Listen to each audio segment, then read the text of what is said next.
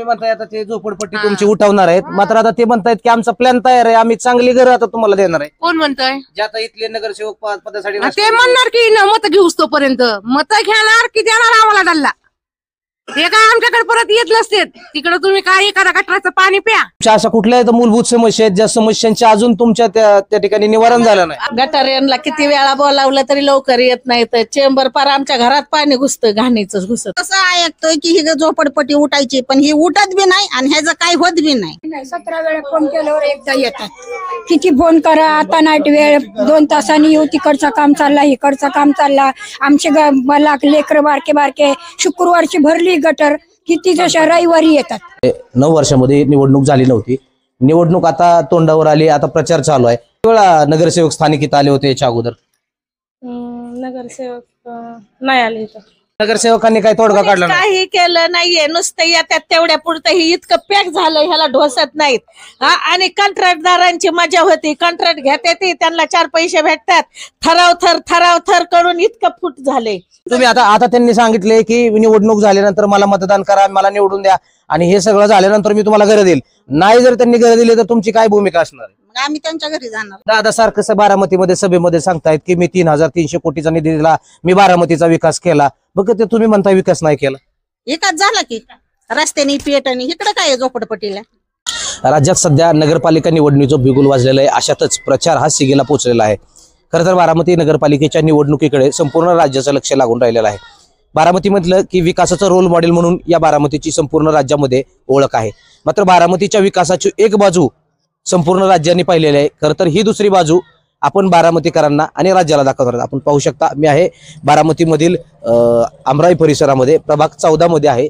या ठिकाणी वर्षानुवर्ष राष्ट्रवादी काँग्रेस पार्टीचे अनेक नगरसेवक त्या ठिकाणी निवडून येतात. मात्र या प्रभागाची जी काही परिस्थिती आहे, ही परिस्थिती अद्यापही जैसे ते असल्याची त्या ठिकाणी परिस्थिती आपण लोकांना दाखवत. खरं तर हा अंतर्गत एक रस्ता आहे. आपण पाठीमागे या माझ्या, हा जो काय आहे तो अंतर्गत रस्ता आहे. मात्र अनेक वर्ष राष्ट्रवादीने सत्ता उपभोगू नये, त्यांचे नगरसेवक होऊ नये, या रस्त्याचं काम का नेमकं प्रलंबित राहिलं, हा देखील प्रश्न या ठिकाणी उपस्थित केला जातोय. खरं तर हा सगळा जो काय प्रकार आहे हा बारामती मधला आहे. कारण लोकांना खरं तर विश्वास बसणार नाही. बारामती म्हटलं की बारामतीचा भिगवण रोड दाखवला जातो, बारामतीचे एमआयडीसीचा परिसर दाखवला जातो. मात्र बारामती म्हटलं की हा प्रभाग किंवा हा एरिया का दाखवला जात नाही, खरं तर हा प्रश्न देखील या निमित्तानं खरं तर उपस्थित केला जातोय. यामुळं या सगळ्या घटनेला नेमकं जबाबदार कोण आहे? गेल्या 9 वर्षापासून स्थानिक स्वराज्य संस्थांच्या निवडणुका पार पडल्या नाहीत. अक्षरशः इथल्या लोकांना या ठिकाणचा स्थानिक नगरसेवक कोण आहे हे देखील आता लक्षात राहिलं नाही. यामुळे आता येणाऱ्या कालावधीमध्ये जे मत मागायला येणारे उमेदवार असतील, यांना ही जनता नेमकं काय प्रश्न विचारते हे पाहणं देखील महत्वाचं ठरणार आहे. खरं तर या प्रभागामध्ये गेल्या काही कालावधीमध्ये राष्ट्रवादीचे जे नगरसेवक होते त्यांच्या माध्यमातून काय नेमकी कामं झालीत, नागरिकांच्या अद्यापही काय समस्या प्रलंबित आहेत, इथल्या स्थानिकांना इथला नगरसेवक आठवतोय की नाही, आणि या नगरसेवकांनी त्यांच्यासाठी केलेली कामं ते आपण आपल्या चॅनलच्या माध्यमातून जाणून घेऊ. चला तर पाहू या प्रभागामध्ये नेमका काय विकास केलाय. तर बारामतीमधील आमराई परिसरातला हा प्रभाग 14 आहे. या प्रभागामध्ये नेमकी काय परिस्थिती, या ठिकाणी कोण नगरसेवक काम करत होते, त्यांच्या माध्यमातून नेमकी काय कामं झाल्यात, खरं तर हा नेमका कसला विकास आहे, हा विकास आपण बारामतीकरांना दाखवणार आहोत. कारण बारामती म्हटलं की विकासाचा फुगा हा संपूर्ण राज्याला त्या ठिकाणी दाखवला जातो. मात्र अंतर्गत जी वस्ती आहे त्या वस्तीची ही जी काय परिस्थिती आहे, ही परिस्थिती आपण आपल्या प्रेक्षकांना त्या ठिकाणी दाखवणार आहोत. या त्या ठिकाणी काही महिला भगिनी आहेत, आपण त्यांच्याशी देखील बातचीत करण्याचा खरं तर प्रयत्न करू. काय तुमचं काय नाव आहे? मी सुप्रिया मागाडे. किती वर्षापासून राहता येत तुम्ही? 18 वर्ष. बर. कोण होतं मागच्या टर्मला तुमच्या इथं नगरसेवक कोण होतं? बिरजू मांढरे. गेले 9 वर्षामध्ये निवडणूक झाली नव्हती, निवडणूक आता तोंडावर आली, आता प्रचार चालू आहे. वेळा नगरसेवक स्थानिक इथं आले होते याच्या अगोदर? नगरसेवक नाही आले इथं. काय नगरसेवक म्हणजे येत होत्या, पण बाहेर तिकडले बिरजू मांढरे नाही आले. काय त्यांच्या माध्यमातून काय कामं झाली का? इथं एवढ्यात तर नाही काय झालं. काय तुमच्या काय मागण्या काय आहेत, तुमच्या काय काम आहेत अशी जी ज्या कामाची तुम्हाला खरं तर गरज आहे, मात्र ते काम अद्यापही प्रलंबित राहिलेत? जे काय नाही, अंडरग्राऊंड आहे ते तुंबलं नाही पाहिजे, व्यवस्थित झालं पाहिजे, घरं निघली नाही पाहिजे. इथं सर्वसामान्य माणसं राहतात ना, म्हणजे त्यांची घरं उठली नाही पाहिजे, इथंच करून खाल्लं पाहिजे. त्यांची परिस्थिती नाहीये की दुसरीकडे जाऊन की बाबा ते भाड्याने राहू शकतील, असं नाही. काय एकंदरीत काय परिस्थिती, सार्वजनिक शौचालय आहेत का व्यवस्थित, किंवा नगरसेवकाच्या माध्यमातून काय कामं करण्यात आलीत का चांगल्या पद्धतीची?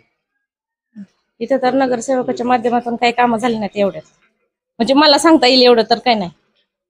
खरं तर ह्या ताईंच्या प्रतिक्रिया खरं तर बोलक्या होत्या. आपण अजून या प्रभागामध्ये नेमकं काय घडतंय, या प्रभागामधली नेमकी परिस्थिती काय असणार आहे हे आपल्या प्रेक्षकांना खरं तर दाखवणार आहोत. आपण या प्रभागामध्ये जे काही रोड आहेत, खरं तर ह्या गल्लीबोळ आहेत, ह्या गल्लीबोळांमधून एक दुचाकी सोडा माणसांना देखील जाणं खरं तर कठीण होतंय. मग अशा परिस्थितीमध्ये ज्या नगरसेवकांनी 10-10, 15-15 वर्ष नगरसेवक पद उपभोगलं आणि या लोकांसाठी त्यांनी नेमकं काय केलंय हे आपण खरं तर या लोकांना विचारतोय.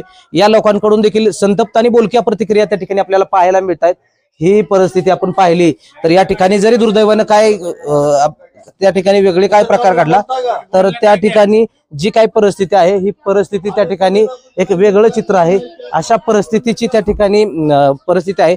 अनेक वर्षापासून या ठिकाणी प्रभागामध्ये लोक पुनर्वसनाची त्या ठिकाणी मागणी करतायत आणि असं असताना इथल्या लोकांमध्ये खरं तर पुनर्वसन इथल्या लोकांकडून अनेक वर्षांपासून पुनर्वसनाची मागणी आहे. मात्र ही मागणी स्थानिक जे नगरसेवक होते या अगोदरचे त्यांच्याकडून का पूर्ण करण्यात आली नाही हा सवाल या निमित्तानं खरं तर उपस्थित केला जातोय. इथली परिस्थिती बघितली तर इथले जे काही छोटे छोटे रस्ते आहेत ह्या रस्त्यांचा खरं तर महत्वाचा मुद्दा आहे. अत्यंत या ठिकाणी वस्ती जी आहे ती बऱ्या प्रमाणात वाढलेली आहे, घरांची संख्या देखील वाढलेली आहे. मग असं असताना इथल्या नागरिकांना ज्या मूलभूत सुविधा मिळायला हव्यात त्या सुविधा नेमका का मिळत नाहीत हा देखील प्रश्न आपल्याला उपस्थित होतोय. हे रस्ते खरं तर प्रचंड वेदना देणारे ही जी काही परिस्थिती आपण बघतोय असे एकंदरीत सगळे छोटे छोटे रस्ते आणि ह्या सगळ्या छोट्या रस्त्यांमध्ये नेमकी काय परिस्थिती आहे आपण ते देखील आपल्या प्रेक्षकांना खरं तर सांगणार आहोत आणि इथल्या नागरिकांशी खरं तर बातचीत करण्याचा आपण प्रयत्न करू. इथले नागरिक नेमकं काय म्हणतात, या प्रभागातले नागरिक नेमकं काय म्हणतात आपण त्यांना विचारू इथली नेमकी काय परिस्थिती आहे. काय नाव आहे तुमचं? माझं नाव संगीता गायकवाड. किती वर्षापासून राहता येतो तुम्ही? मी इथं जवळ 40 वर्ष झालं. काय कोण होतं मागच्या टर्मला तुमचं नगरसेवक कोण होतं? आमच्या इथं नगरसेवक होते आता आमचेच शिंदे. काय शिंदेच्या माध्यमातून काय काय कामं झाली इथं? बरेच झालेत, त्यांनी बी बरीच कामं केल्यात इथले. फक्त इथं एक पूल बसवायचा राहिलाय, तिने भरपूर कामं केल्यात तिने बी.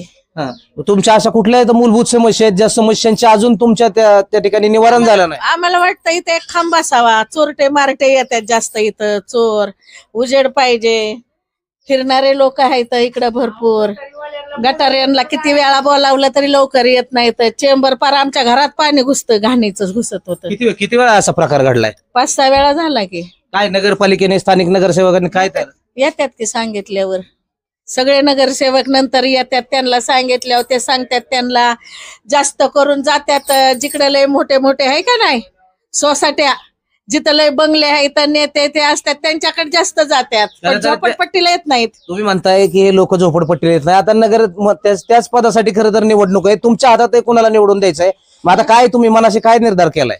बघू आता, ती काय सांगता येत नाही. ज्या वेळेस तिथं जाऊ तेव्हा बघू, सांगून आणि करून होत नसतं. काय तुम्हाला काय वाटतं तुमच्या मनातला नगरसेवक कसा असला पाहिजे? काय वाटतं इथून थोडं सुधारणा व्हावी, चांगला माणूस यावा, त्यांनी सगळी कामं करावी जनतेची. घरदारांचे आमचं जे आहे ते घरदार आमचे नीट राहावे, हाय त्याच जागेवर आम्हाला बांधून मिळावे, हे आमच्या इच्छा आहेत, दुसऱ्या काय आहेत. खरं तर यांच्या ज्या काही प्रतिक्रिया आहेत खरं तर ह्या प्रतिक्रिया देखील बोलक्या आहेत. इथं जे काही स्थानिक मंडळी आहेत त्यांच्याशी देखील आपण बातचीत करण्याचा प्रयत्न करू. काय नाव आहे तुमचं? मशिकिल्ला कुरेशी. किती वर्षापासून राहताय तुम्ही? 50 वर्ष होत आले. काय नेमक्या काय अडचणींना सामोरं लाईट नाही, इतकं माझा घरात सामान गेलं, सगळं गेलं, काय सुद्धा नाही. कोण नगरसेवक कोण होता अगोदर? येत नाही समजता मेरे कोई भी आते कोई दे बोलते देते आपण. किती वर्षापासून राहताय म्हटलं तुम्ही इथं? 50 वर्ष झाली मी इथे. असं म्हणजे लहानपासून मी इथलीच आहे वतनदारी. मग कुठल्या सुविधा अशा कुठल्या त्याच्या अडचणींना तुम्हाला सामोरं जावं लागतं? खाली गटर पाहिजे, चांगले सोय पाहिजे, घरदारा बांधून पाहिजे, दुसरं काय नाही पाहिजे. स्थानिक जे नगरसेवक जुने म्हणतात की आम्ही सगळी कामं केलीत, आमचं तर काहीच नाही केलं. 17 वेळा फोन केल्यावर एकदा येतात. किती फोन करा, आता नाईट वेळ 2 तासांनी येऊ, तिकडचं काम चालला, इकडचं काम चालला. आमचे लेकर बारके बारके शुक्रवारची भरली गटर, किती जशा रविवारी येतात, त्याच्या आधी येत नाही कोणच. किती वेळा तुम्ही मागणी केली या चेंबर एवढे ते 4 महिने तर लई केली. येतात ती, आम्ही मोहीन बागवानला सांगितलं तेव्हा येतात.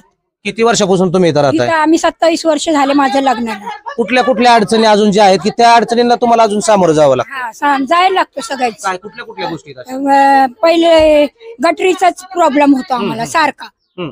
सारखा गटरीला फोन करायला लागतो एकदा आणि कोण येत नाही. नाहीतर आम्ही बाया जातात म्युन्सिपाल्टीमध्ये. कोण नगरसेवक कोण होतं माहितीये का गेला जुना? कोण नाही नाही माहिती. नाही माहिती. काय त्यांनी काय काम केली माहितीयेत का? काय नाही, फक्त गटरीला बोलवले की 4 दिवस नंतर येतात, लगेच कोणच येत नाही. कुठली कुठली गटर लाईनचं काय अडचण आहे? ती पुढे आहे, ती तुम्ही आले म्हणून मी इथं आले. आमचं घर पुढे आहे, तसम्या कोडींच्या पाठीमागं. तिथं लय अडचण करून टाकलेली आहे सगळं. खरं तर इथल्या ज्या काही नागरिकांची जी काही प्रमुख समस्या आहे ही आहे ड्रेनेज पाईपची. गेल्या अनेक वर्षापासून या ठिकाणी ड्रेनेजच्या पाईपचा खरं तर गंभीर प्रश्न आहे. वारंवार एकाच घरामध्ये सातत्याने पाणी जाऊनही इथल्या स्थानिक नगरसेवकांकडून या गोष्टीकडे खरं तर ही परिस्थिती खरं तर आपण आपल्या प्रेक्षकांना दाखवू. या ठिकाणी जर ड्रेनेजचं काय खराबी झाली तर या ठिकाणी संपूर्ण घरामध्ये पाणी शिरतं. किती वेळा पाणी शिरले असं?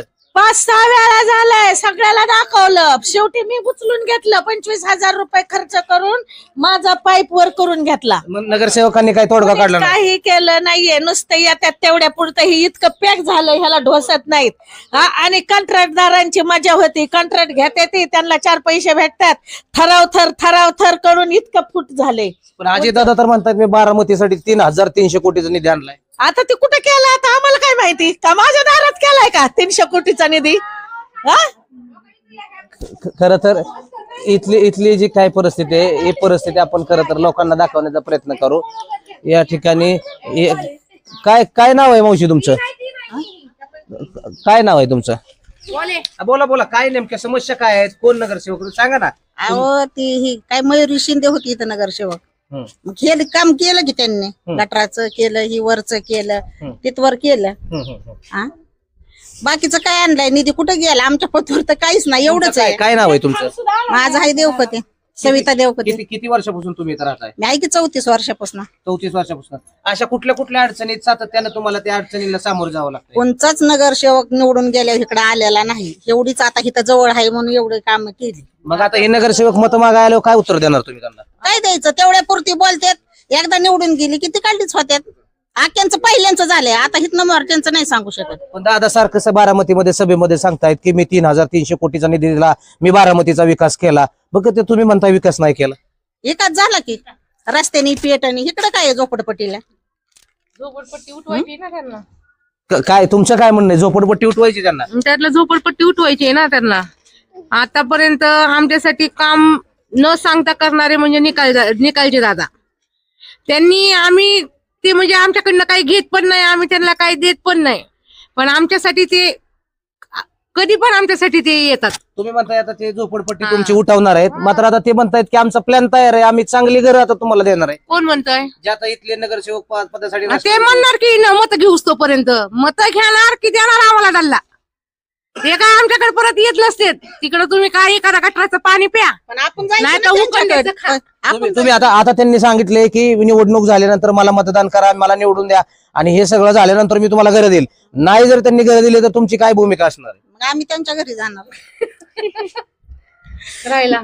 खरं तर ह्या सगळ्या ज्या काही प्रतिक्रिया आहेत ह्या सगळ्या प्रतिक्रिया महत्वाच्या आहेत. तसं ऐकतोय की ही झोपडपट्टी उठायची, पण ही उठत बी नाही आणि ह्याचं काही होत बी नाही. पण ते दादा म्हणतायत किंवा हे स्थानिक नगरसेवक म्हणतायत स्थानिक लोकच इथं विरोध करतायत उठवायच्या वेळेस. कधी उठवायचं अजून इथं भूमिकाच घेतली नाही. उठली ती उठली, त्यांना बांधून भेटली जागच्या जागेवर. इथं अजून उठवायचं काही नियोजन त्यांचं नाही आणि उठली तर मग बघू काय होतंय शेवट. तुम्हाला जर चांगली घरं देण्याचा प्रयत्न त्यांच्या माध्यमातून झाला, इथली झोपडपट्टी तुम्हाला खाली करायला लावली, तुम्ही खाली करणार का? आणि चांगल्या पद्धतीने दिली तर आम्ही खाली करणार की, मग ह्याच जागेवर बांधून दिली तर खाली करणार की आम्ही. बांधून होस तर आम्ही राहणार कुठं तरी. खरं तर ह्या महत्वाच्या प्रतिक्रिया आहेत. गेल्या अनेक वर्षांपासून म्हणजे जवळपास 35 वर्षापासून ही सगळी लोक इथं राहत आहेत आणि ह्यांच्या मुलाला खरं तर मुलं झाली असं त्यांचं म्हणणं आहे. मग असं असताना इथल्या पुनर्वसनाचा प्रश्न अद्यापही का प्रलंबित आहे? निवडणूक तोंडावर आली की इथले जे काही राष्ट्रवादीचे उमेदवार आहेत त्यांच्याकडून घरांसंदर्भात एक प्लॅन दाखवला जातो, मला मतदान द्या, मला निवडून द्या आणि त्यानंतर खरं तर मी या सगळ्या प्रक्रियेमध्ये लोकांना घरं बांधून देईल, लोकांचं पुनर्वसन करेल. मात्र आता त्यांच्याकडून एक आक्रमक पवित्रा घेण्यात आलेला आहे. जर निवडणूक झाल्यानंतर ज्यांनी हे खरं तर आश्वासन दिलंय त्यांनी जर हे आश्वासन पूर्ण केलं नाही तर आम्ही सगळ्या महिला त्यांच्या दारात जाऊन बसणार. खरं तर येणाऱ्या कालावधीमध्ये इथले जे काही लोक आहेत, इथले नागरिक आहेत, बारामतीचा विकास म्हटलं जातं, मात्र यांच्याकडून असं बोललं जातं की बारामतीचा विकास हा भिगवण रोड आणि MIDC परिसरात मर्यादित आहे. इथल्या झोपडपट्टीचा अद्यापही विकास झालेला नाही. यामुळे येणाऱ्या कालावधीमध्ये ही जी काय खरं तर सुज्ञ जनता आहे, ही सुज्ञ जनता इथले जे काय फक्त पोपटपंची करणारे उमेदवार असेल यांना धडा शिकवणार का, हे पाहणं महत्वाचं ठरणार आहे.